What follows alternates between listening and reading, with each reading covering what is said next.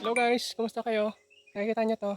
Ito na ipakita ko na sa inyo na nakaraan. Ngayon ay pupusuan natin, tumigil na siya sa pagbibigay ng fruit. At ngayon ay tatanggalin natin yung puso at lilinisin, tapos babalutin na rin natin. Let's go. Ito na yung hagdan ko, lalagay na natin.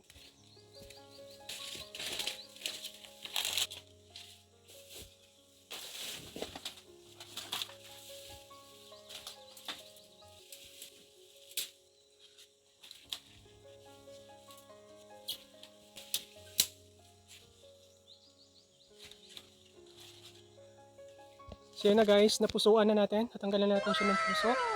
So, ang pagputol ng puso ay dun sa pagsimula na tumigil yung pagbibigay ng fruit. Yung piling na hindi na namuo yung bunga niya, yun na yung badbad na tinatawag. Doon natin siya kakantuhan para putulan ng puso, tanggalan ng puso.